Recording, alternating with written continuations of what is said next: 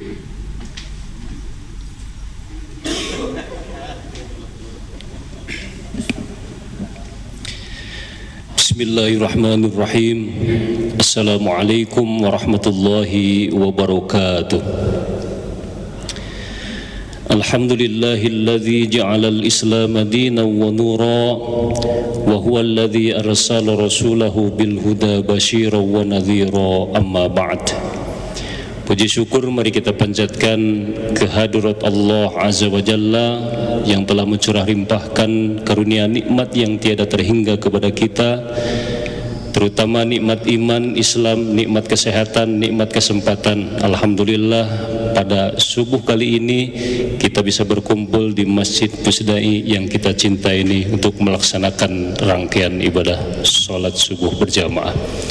Salawat beserta salam semoga tercurah limpah kepada Nabi akhir zaman, panutan kita semua, Habibana wa Nabiyana Rasulullah Muhammad sallallahu alaihi wasallam, kepada keluarga dan para sahabatnya, segenap tabi'in, at-tabi'ut tabi'in, hingga kepada seluruh umatnya, termasuk kita sebagai umatnya di akhir zaman. Hadirin hamba Allah, jamaah salat subuh yang dirahmati Allah subhanahu wa ta'ala, pada kesempatan kultum ba'da subuh kali ini sesuai dengan tema yang disampaikan oleh panitia tadi, yaitu tentang kesehatan merupakan anugerah, kemudian juga kesehatan adalah anugerah dan amanah. Tentunya ketika kita berbicara tentang kesehatan, laksana kita membicarakan sesuatu yang berpasangan. Ada laki-laki, ada perempuan, ada malam, ada siang, dan seterusnya. Begitu pula kesehatan ini memiliki pasangan, yaitu namanya adalah kesempatan. Jadi kesehatan dan kesempatan ini adalah merupakan anugerah dari Allah Subhanahu wa ta'ala, sekaligus merupakan amanah yang Allah turunkan, berikan kepada kita semuanya. Hamba Allah yang berbahagia, mengawali saya menguraikan tentang kesehatan dan kesempatan ini, maka akan disampaikan dua kisah yang berkenaan dengan kesehatan dan kesempatan. Pertama tentang kesehatan. Ada sebuah riwayat dari Abu Bakar As-Siddiq. Beliau adalah sahabat terdekat Rasulullah Muhammad SAW. Suatu ketika beliau menceritakan, pada saat Rasulullah SAW naik mimbar, kemudian tiba-tiba Rasulullah menangis dan kemudian Rasulullah bersabda, "Salullaha al-afwa wal-afiyah, fa inna katsiran minan nas la yarahu al-afiyah, fa inna aktsarun nas." Sesungguhnya bahwa nikmat yang terbaik setelah keimanan dan keyakinan, khairan, yang lebih baik dari itu adalah al-afiyah, yaitu nikmat kesehatan. Hadis ini diriwayatkan oleh Imam At-Tirmidzi. Jadi pada saat Rasulullah berada di atas mimbar, beliau bersabda kepada para sahabatnya, "Wahai sahabat, mintalah kalian semua kesehatan kepada Allah Subhanahu wa ta'ala, karena sesungguhnya setelah nikmat keimanan yang paling besar, yang paling besar anugerahnya dari Allah Subhanahu wa ta'ala adalah kesehatan." Sekarang timbul pertanyaan, pernahkah kita secara khusus memohon kepada Allah agar kita diberi kesehatan yang sempurna oleh Allah Subhanahu wa ta'ala? Sadar ataupun tidak sadar, kita dalam satu hari satu malam senantiasa memohon kepada Allah bentuk kesehatan ini. Paling tidak dalam satu hari satu malam kita memohon kepada Allah kesehatan itu sebanyak 9 kali, yaitu saat kita melaksanakan sholat. Hamba Allah yang berbahagia, dalam sholat ada doa spesial yang diajarkan oleh Rasulullah SAW, yaitu doa duduk di antara dua sujud, di mana Rasulullah mengajarkan kepada kita dan kita insya Allah membaca doa ini, Rabbighfirli warhamni wajburni warfa'ni warzuqni wahdini wa'afini wa'fu anni. Nah, dalam doa tersebut, Rabbi wahai Allah, Rabbi ya Allah, ighfirli, mohon ampun hamba ya Allah, warhamni, kasihanilah hamba ya Allah, wajburni, tutup rapat-rapat aib kami ya Allah, warfa'ni, angkat derajat kami ya Allah, warzuqni, beri hamba rezeki ya Allah, wa'afini, sehatkan hamba ya Allah, wa'fu anni, dan maafkan kesalahan hamba ya Allah. Hadirin rahimakumullah, itulah doa yang senantiasa kita lantunkan dalam setiap menyertai sholat kita. Doa duduk di antara dua sujud, yaitu kita memohon kepada Allah al-afiyah, yaitu kesehatan. Hadirin rahimakumullah, sekali lagi bahwa kesehatan adalah merupakan nikmat yang sangat luar biasa yang Allah berikan kepada kita. Nikmat yang terbaik setelah iman dan Islam itu adalah kesehatan. Tetapi terkadang kita lupa atas nikmat kesehatan ini. Ini kisah yang pertama. Kemudian kisah yang kedua ingin saya sampaikan, yaitu ketika di Masjid Nabawi saat Rasulullah mengimami sholat, baik itu maghrib, isya ataupun subuh, itu ada jamaah sholat subuh yang senantiasa duduknya itu, ikut berjamaahnya itu di saf depan pojok paling kanan. Itu rutin, sahabat ini senantiasa mengikuti sholat subuh, terutama subuh, yaitu selalu berada di pojok kanan saf yang pertama. Akan tetapi tiba-tiba sahabat ini tidak ada.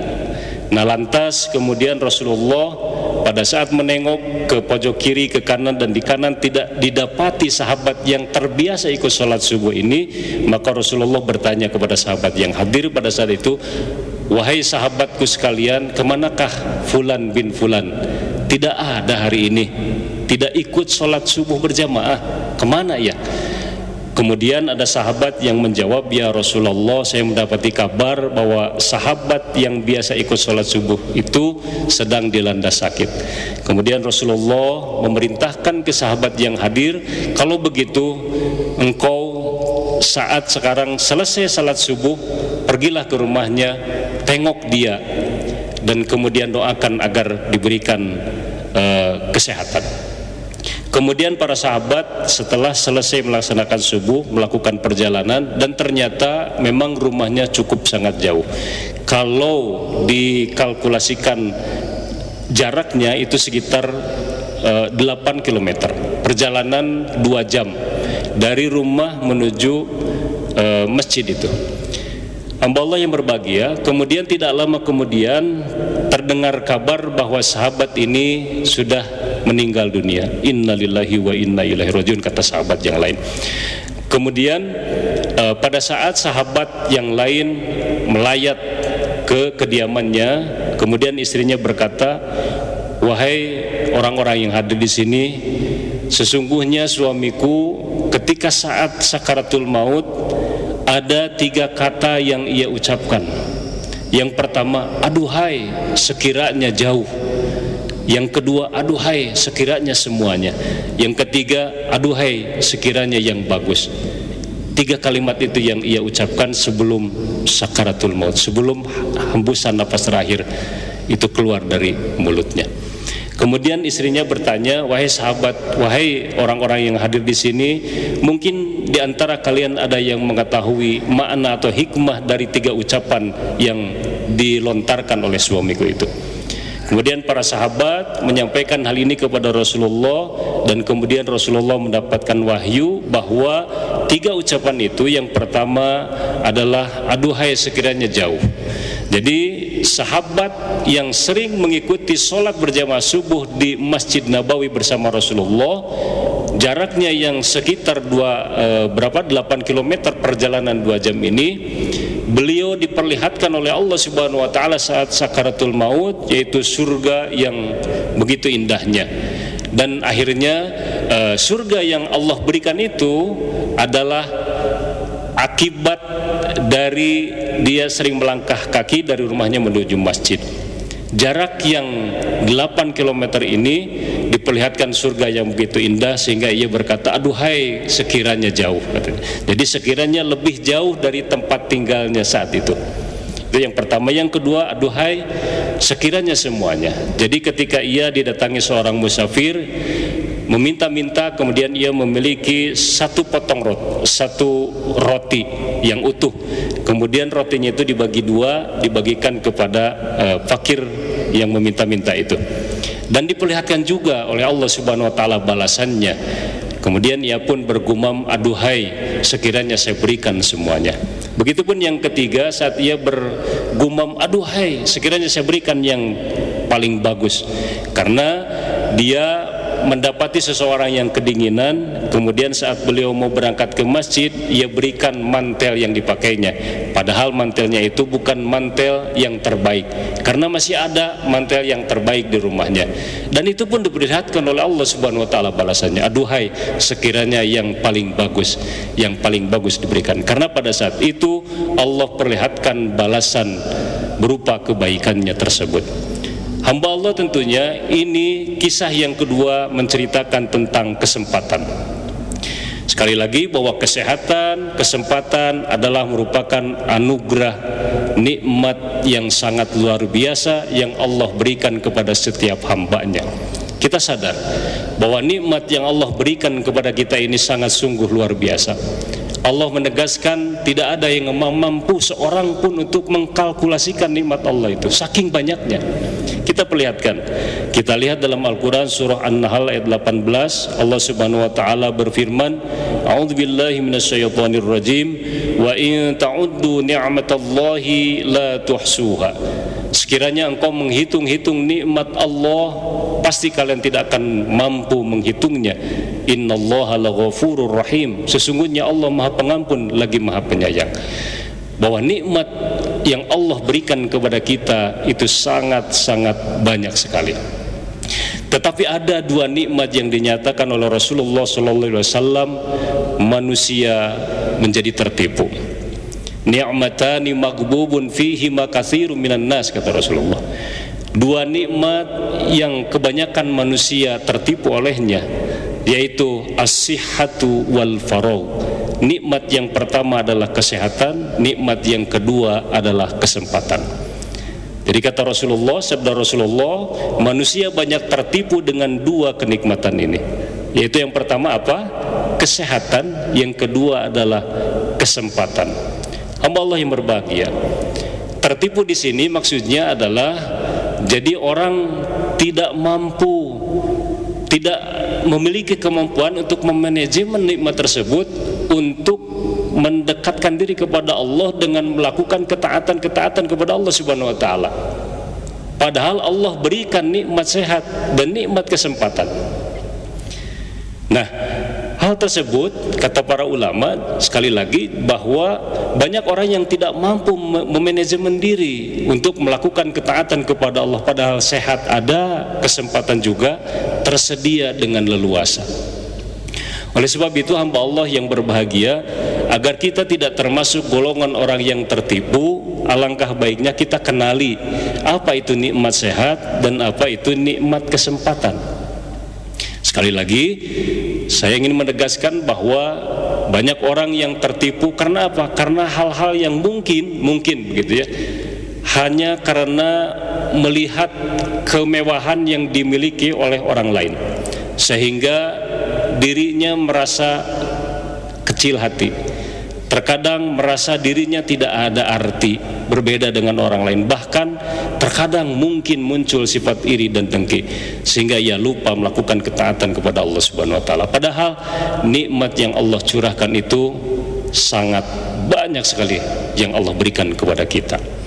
Nah, nikmat sehat yang pertama, hamba Allah yang berbahagia, ma'asyiral muslimin sidang salat subuh yang dimuliakan Allah Subhanahu wa taala. Sehat ini mungkin ya, kita ini terlena dengan nikmat sehat ini karena sehat menyertai kita semenjak kita lahir ke muka bumi. Sehat menyertai kita. Nah, padahal saat seseorang diberikan kesehatan oleh Allah Subhanahu wa taala, maka sekali lagi ini adalah anugerah yang sangat besar yang Allah berikan kepada kita setelah iman dan Islam. Jadi manfaatkan sehat itu dengan sebaik mungkin.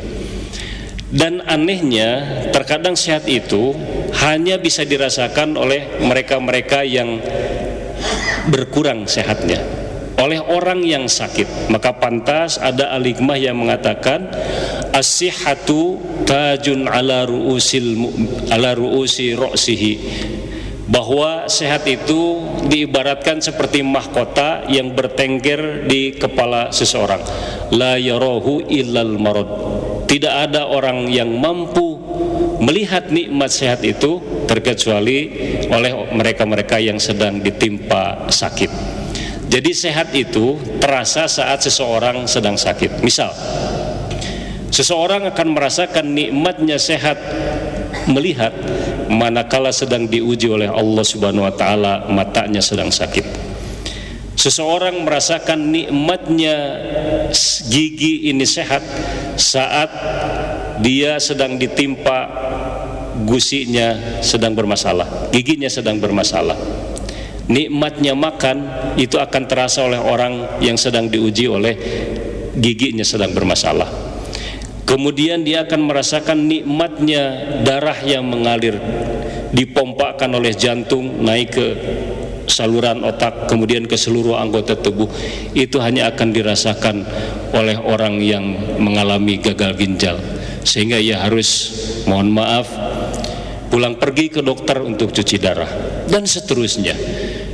Sekali lagi, bahwa sehat ini ibarat mahkota yang bertengger di atas kepala seseorang, dan tidak bisa dilihat kecuali oleh orang yang sakit. Maka dari itu, hamba Allah yang berbahagia, jadikan sehat ini oleh kita pertama sadar ini adalah merupakan anugerah dari Allah, sekaligus amanah yang Allah berikan kepada kita. Kita perlu memaksimalkan ikhtiar untuk melakukan taqarrub kepada Allah Subhanahu wa taala melalui nikmat sehat ini. Ada banyak sekali ketaatan-ketaatan kepada Allah Subhanahu wa taala yang tidak bisa dicapai oleh orang yang sakit. Contohnya saum yang kita laksanakan saat ini, kita bisa melaksanakannya karena alhamdulillah kita diberi kesehatan oleh Allah Subhanahu wa taala. Karena orang yang sedang ditimpa sakit tidak ada kewajiban untuk saum di bulan suci Ramadan. Dia bisa menggantinya dengan qada ataupun fidyah sesuai dengan kemampuan yang dimilikinya. Kemudian ketaatan kepada Allah tidak bisa dicapai oleh orang yang sakit. Banyak sekali. Sholat berjamaah ke masjid tentu tidak bisa dilakukan oleh orang yang sakit parah. Melakukan ibadah haji dan umrah pun demikian. Dan hampir setiap ibadah ketaatan kepada Allah Subhanahu wa taala hanya bisa dilakukan saat seseorang sedang sehat. Oleh sebab itu, hamba Allah, jaga kesehatan kita. Nikmati sehat ini sebagai anugerah terindah dari Allah Subhanahu wa taala dengan cara melakukan ketaatan kepada Allah Azza wa Jalla. Kemudian yang selanjutnya kita pahami mengenai kesempatan. Kesempatan atau al-faragh adalah merupakan nikmat terindah setelah sehat, dan ini adalah pasangan nikmat kesehatan dan nikmat kesempatan. Ada kalanya kita ini memiliki rencana yang sudah sangat matang, kemudian kita sudah berusaha maksimal, tetapi ternyata kita tidak sehat dan kesempatannya tiba-tiba menjadi hilang. Sudah, kita tidak bisa melaksanakan ketaatan kepada Allah Subhanahu wa taala. Jaga kesehatan dan kesempatan. Lakukan kita untuk dalam rangka taqarrub kepada Allah Subhanahu wa taala saat kita diberikan oleh Allah anugerah kesehatan dan kesempatan. Hadirin rahimakumullah, mudah-mudahan Allah Subhanahu wa taala senantiasa membimbing kita untuk senantiasa mampu taqarrub kepada Allah Subhanahu wa taala dengan melakukan ketaatan kepada Allah Azza wa Jalla. Semoga doa-doa kita dikabul oleh Allah Subhanahu wa taala, kita diberikan kesehatan yang sempurna, baik itu sehat lahir, baik itu sehat batin, dan kita diberikan kesempatan dan mampu melakukan kesempatan itu dengan sebaik-baiknya.